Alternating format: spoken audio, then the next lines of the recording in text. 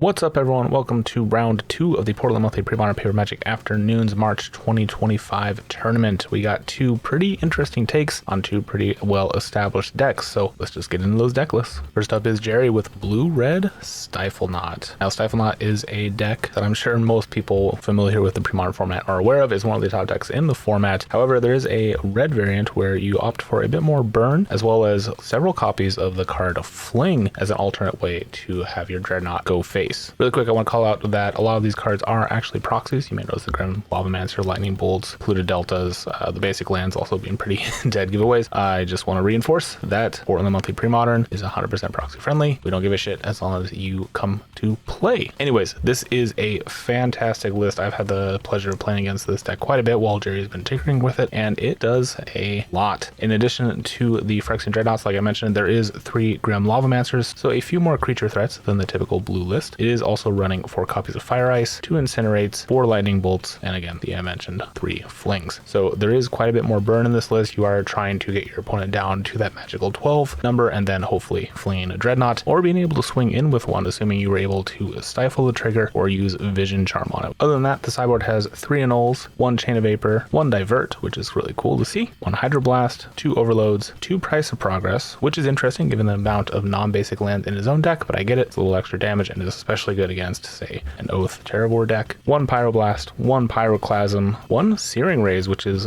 really interesting, I would guess, against, say, Goblins or Elves, and 2 Sirokkos, which I did actually have to zoom in on real quick because not super familiar with it. It's an interesting choice for dealing with mono blue opponents or opponents playing a lot of blue instead of just playing more Pyroblasts. This one is actually forcing your opponent to make a choice of keeping cards in their hand and taking 4 for each blue card or discarding them. Usually giving your opponent a choice is not a great plan, but I can see how he may want to try playing with this. I don't know if this will come in for this match, but I did want to call it out. Anyways, that's the deck, so let's see what he's playing against. Next up is Dawson on red-green, or I like to call it Angry Elves. This is a bit of an interesting list, though. I did promise that there was a bit of spice in here. And looking through the main deck, it doesn't seem like there's too much. There is an Elvis champion in the main, which I think has seen a little bit of fall out of favor. I don't think many lists tend to run that now, but that's not the spice I'm talking about. In the sideboard, you'll notice there are 3 natural orders. And we have those natural orders specifically for Sylvos Rogue Elemental. Sylvos is a 8/5 trampler with a regenerate, the cost of a single green. It does cost 6 mana, which is entirely castable within the deck, but natural order gives it a whole other line of attack, letting you bring it out seemingly out of nowhere. There's also an Eladamri Lord of Leaves in the sideboard, which is a card I have a lot of nostalgia for, but I don't know if it's actually that great in this current build of Elves because you can't use your Kyrian Rangers or Wirewood Symbiotes to their full potential when it's on the board. It is a alternate win con, I guess, and if you're playing against a green opponent, being able to swing through with lots of damage, that's unblockable, but I'm not 100% sold on it. Other than that, the sideboard's pretty standard. There's 2 Tormod's Crypts, a Druid Lyrist, 2 Naturalizes, 2 Compost, 1 Crumble, which I do think does not see enough play in the format, and 1 Collar of the Claw. So a really sweet list, a really interesting transformative sideboard, I would say. Maybe not fully transformative, but it has some fun pieces for sure. So without further ado, let's get into the games. And here we go. Jerry's on the left, Dawson is on the right. Currently, we're resolving a mulligan for both players. Jerry is on the play here, winning the dice roll. And this seeming to be a bit better for him. He only had a 1-lander last time. Dawson also seems to have lands and creatures, and looks like he will be keeping. Jerry as well. All right, here we go. Jerry gonna lead off with a Polluted Delta. Gonna go find an island. He doesn't have a black source in the deck. The Polluted Deltas are pretty much just in there for the 1 of Barbarian Ring and the 3 Lavamancers. Oh, and he is going to stifle the fetch. That is nasty. Well, hopefully Dawson has another land in hand or is able to draw one. He does still take a point of damage to do it, but yep, that's a hard lesson to learn. Dawson, I think, still pretty new to the Premodern format. Okay, he does have a Guy's Cradle. It obviously doesn't help him cast anything right now, but at least there's a land. And Jerry will be playing another Polluted Delta and pass. Alright, he does have a regular forest. Gonna tap that for a Wirewood Symbiote. It's not a mana dork, but that will get counterspelled. Jerry having all the answers here, at least initially. Now that Symbiote is definitely a problem. It's very tough to interact with Dawson's Elves while that's on the board. And I think seeing that, Jerry immediately knows what he's playing against and knows that he doesn't really need to hold up his counter magic to protect his combo. Oh, he has 2 Fire Ices as well. And the pain just continues. Gonna ice your land. Say go. There's the Gaia's Cradle. Can't do anything with it. And Jerry not finding any Dreadnoughts. Okay, he is gonna ice and pass to draw a card. I think Dawson just drew a Mountain, the one of in the deck, which is also problematic because he can't cast anything. It's purely there for anger, which he does have in hand, which is again not something you usually want to draw until you're discarding it. Okay, we're gonna play out a Grim Lavamancer with the City Brass, taking a point of damage to do so. So finally, Jerry has some action on board. He does have the Dreadnought. Okay, so he can Dreadnought Fling here. However, his opponent is still at a very healthy 19. Okay, Dawson gonna play out a Kyrian Ranger. Finally having access to his green mana after getting iced 2 turns in a row. Okay, we're gonna return the forest to play it out again. Gonna tap for 3 for a Tangle Wire, and that's pretty nasty. Jerry, of course, can try and find an answer here. He doesn't have free counter spells. He's not running foils or anything. He just has, well, actual factual counter spell. He could stifle the trigger if he finds a stifle. Okay, he's going to tap all 4. He's choosing to not activate the Grim Lavamancer here, which was a bit of free damage. I don't know if that was the right call. He can activate Lavamancer in response to the Tangle Wire. And Kyrian Ranger getting in here for 1? Is that what's happening? No, it's tapping it to the Tangle Wire, sorry. Yes, okay. Ranger going to untap himself, bounce the forest back to hand, which he then can play for a Llanowar Elves. Ooh, good choice of Llanowar Elves, by the way. This is 7th edition, my favorite version. The first Llanowar Elves I actually ever saw.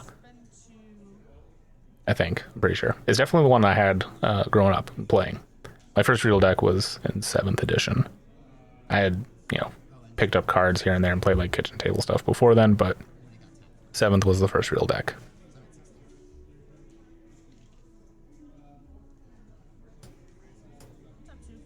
Dawson, looking at this Multani's Acolyte, is going to play it. Draw a card. Does hit another land drop. Can't play it this turn because he used the Kyrian Ranger trick, but is going to get in for 1 here. And we'll see if Jerry can remember to use his red mana. Doesn't look like he has anything going on here. Okay, he's still just going to tap the Grim Lavamancer. And is just going to pass. Yeah, this would have been 4 damage, bringing Dawson down to 15, which is definitely not magic number of 12, but we did see that Jerry does have the Fling and Dreadnought in hand. Okay, tapping some of his lands for... Actually, did he tap stuff in response to the Tangle Wire? He did not. Oh, no, he did. Sorry. Yes. Okay. Yep. Sorry. I forgot about the Cradle making enough mana for Tangle Wire. All right. There's a Fyndhorn Elves. So I think we're just playing the beatdown plan here.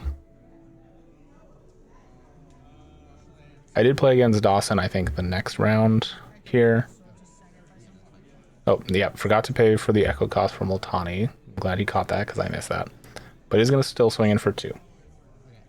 Jerry down to 13. But yes, I think when I was playing Dawson, he said he hadn't played a ton of elves before. Okay, very interesting. Spending a vision charm here to phase it out. So the way phasing will work is, yep, it does come in on Dawson's turn, so he will have to respond to the trigger, but Jerry, again, only has to tap down 2 permanents.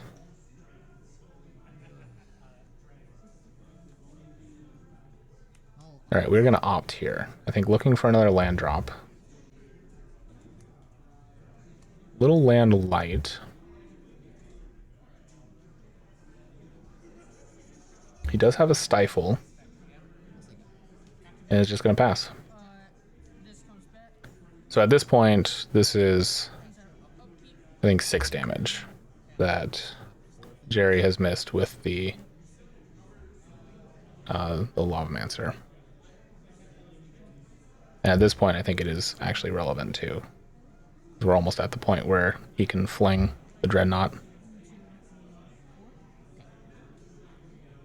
Especially with that Incinerate in hand too. I would be curious to hear his reasoning for not activating the Lavamancer, especially when everything was getting tapped down. But alright, Dawson hitting his land drops. Maybe a little more mana flooded than an elf deck would like, but it works out when you have to tap down so many things to your Tangle Wires. Is he hard casting the Anger? It does have haste. Okay, we are seeing Anger actually hitting the board and getting in. I'm gonna be honest, I don't remember how much power Anger has. Is it a 2/2? Yes, okay, 2/2 haste. Jerry is at 6. Again, having to tap down all 4. Now, to be fair, having to activate the Grim Lavamancer every time, it would be costing a point of damage, but we are at, I think, now the count is 8 damage, which I think he does have enough cards in his graveyard at this point where he could have done it. But those Tangle Wires proven to be a real problem.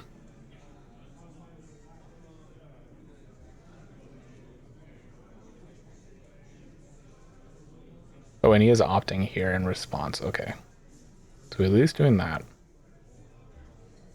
The Lavamancer also could just be pointed at some of these creatures, I guess, at this point, too. Okay, opting not to do it. Okay, there is 2 Dreadnoughts in hand. Oh, we were doing this all in Dawson's and stuff. Okay. So he's going to stifle one of the Tangle Wire triggers.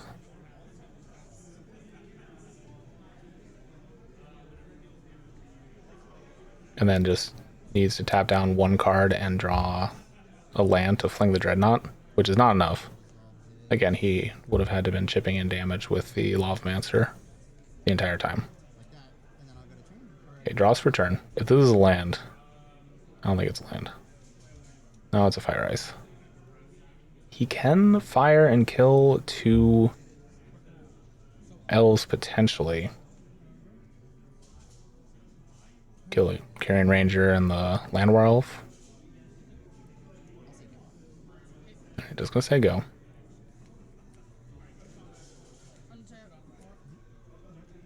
Currently does not have lethal on the board. Dawson doing a good job though of remembering his Tangle Wire triggers. Only has to tap down both Tangle Wires now. Pulled a Multani's Acolyte.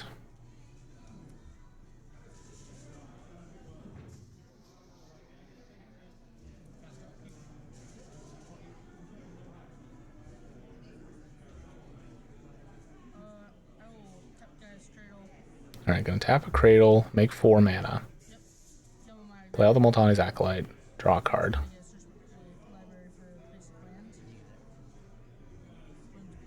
Oh, sorry, no, he's actually, that wasn't a Multani's Acolyte, that was a Granger, so gonna go find a basic land. Forest. There's tapped.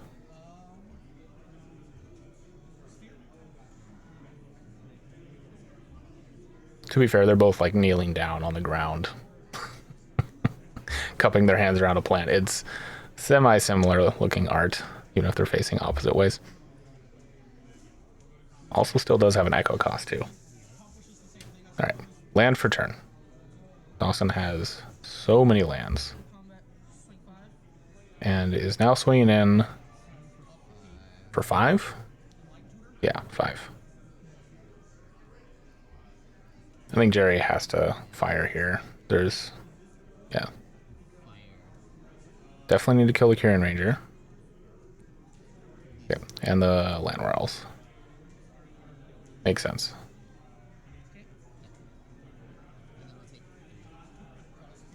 And then takes 3, goes to 2. Untap, you do have to tap 2 things to the Tangle Wire.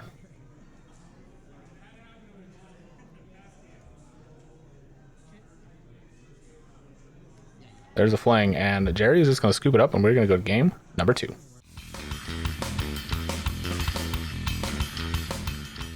And here we go in game number 2. I do want to call out before we get started that our monthly does attract players of all skill levels, and if you're not being nice in the comments, you're just going to get removed. You can be constructive like I'm trying to be with my commentary, but if you're just being mean, there's no place for that in Premodern. I hate that I have to say that.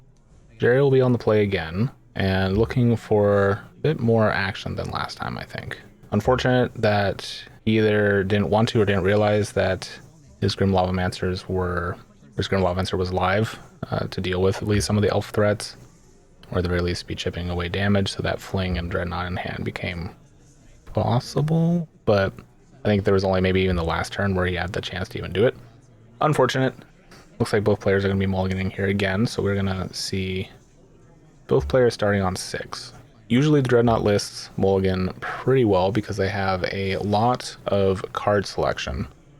However, in playing blue-red, Jerry does forgo a lot of this and only has the 4 of impulses and 4 ops. So no gushes, no factor fictions, nothing like that. Oh no. Okay, both players going to 5 here, taking 2 mulligans. That's not exactly what you want to see. The elf deck, I think, still does mulligan very well. Having access to Survival of the Fittest means a lot of your 5s can be very good, especially if your opponent is also mulliganing down. You're able to get a lot of that card advantage back pretty early on with Squee. We'll have to see here. But hopefully these can be 2 pretty interesting hands.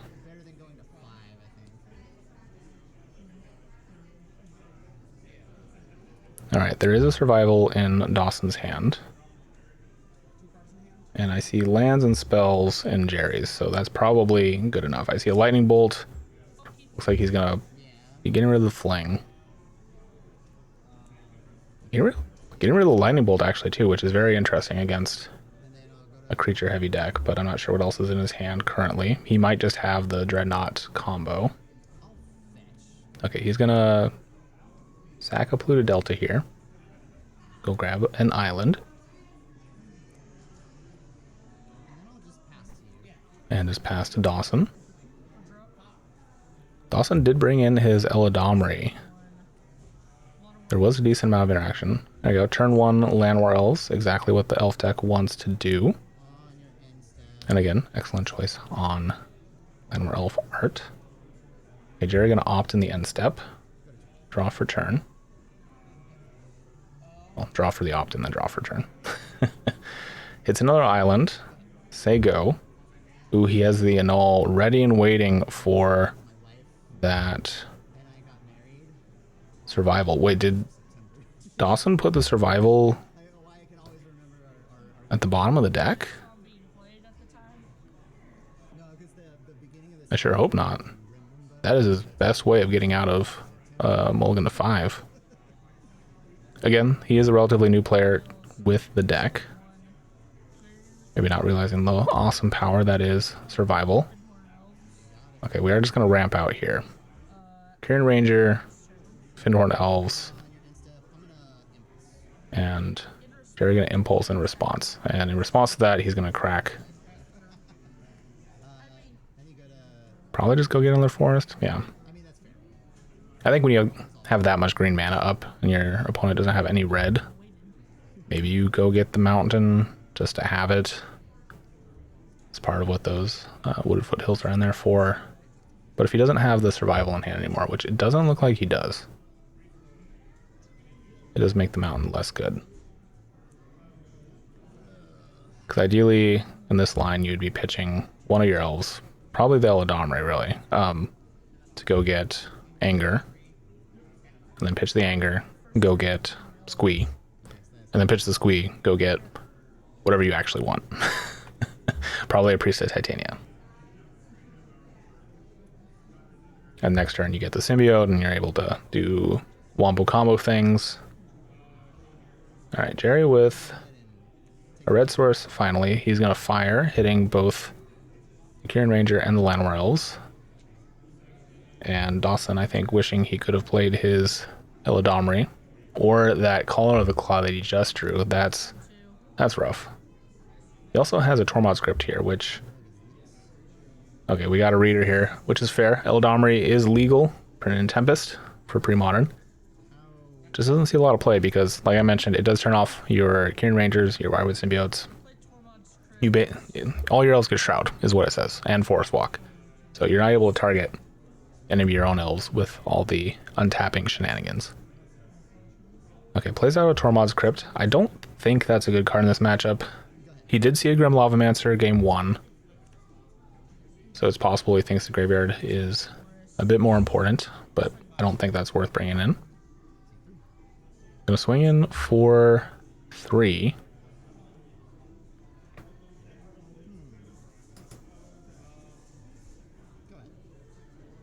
And Jerry just gonna say go. Not having a lot to do with 3 mana. He does have Fire Ice that he can't use, thanks to Eladamri.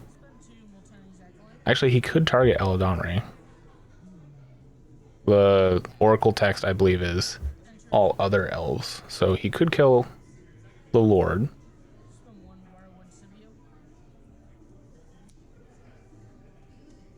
And there's a Wirewood Symbiote. Now it makes it a lot tougher to kill Eladamri.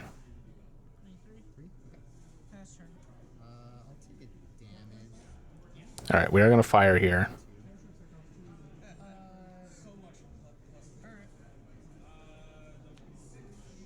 Wait, we're just firing to the face? Okay. Untap, draw, play out another Reef, and pass. Alright, Dawson picking up on some of the synergies here. Gonna bounce his Elf with Echo.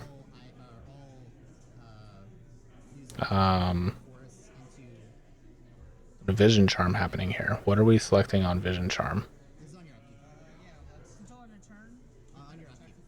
Are we having Dawson mill 4 cards?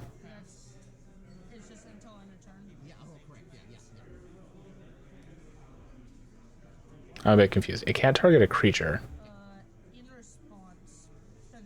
It just targets the... Wait, why is Caller of the Claw coming out?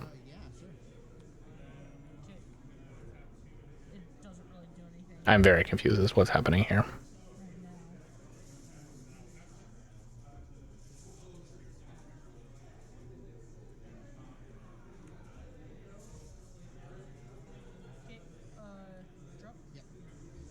Okay. People in the comments, if you know what's going on, let me know. Alright. I guess we're going to combat? No. Okay, bouncing, loading a mana, use the Wirewood Symbiote to bounce the Caller of the Claw. Play out the Multani's Acolyte, draw a card. There's a Priest of Titania.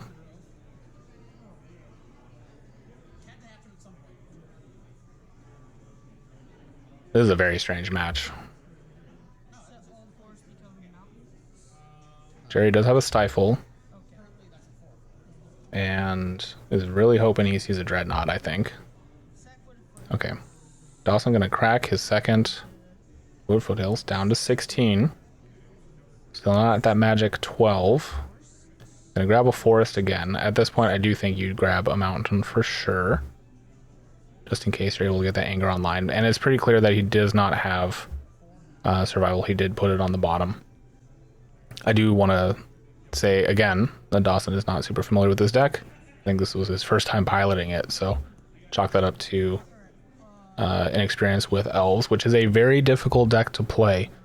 I have it. I don't bring it to tournaments because the lines get too crazy for me. Like, I need to put in way more hours. When I see someone like Curran, who's been on the channel multiple times with elves, play through it, he's been playing elves in Legacy for years at this point, maybe even a decade or more. And okay, Jerry gonna opt here.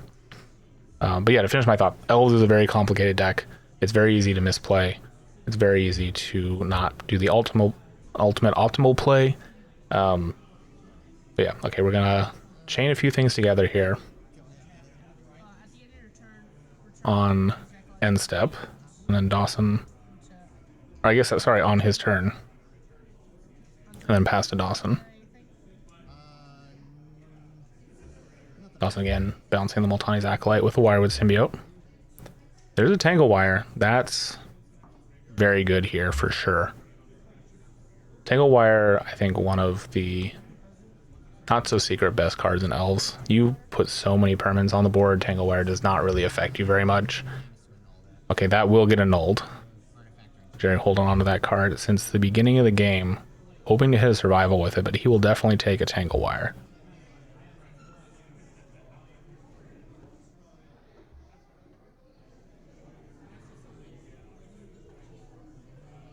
Now Dawson has 2 mana up still. Technically 3, I guess, if he bounces an elf. Okay. Gonna play out the Acolyte. Draw a card. There's a Cradle. He did play a land for turn, I'm pretty sure. So not gonna get up to use that Cradle. Oh, okay. Maybe he didn't. I was ranting about how hard elves was to play, so I could have missed a turn there. Gonna tap 4. What do we got? We got a Priest of Titania. 2 floating. Now he can bounce the Wirewood Symbiote. Okay, he's gonna do that. Yep. Use that 2 floating.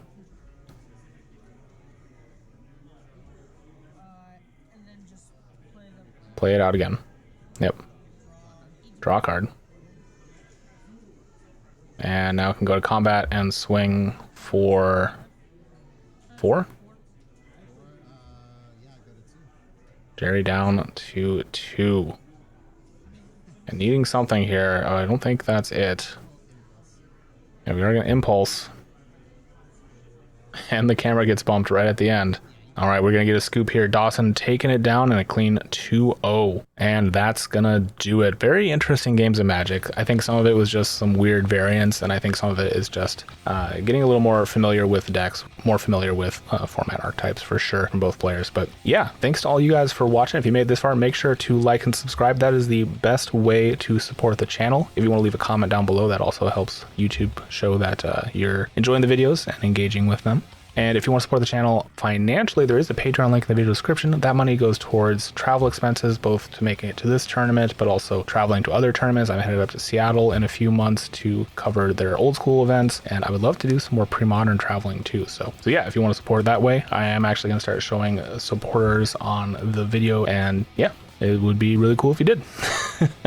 All right, thanks for watching, and I'll catch you next time.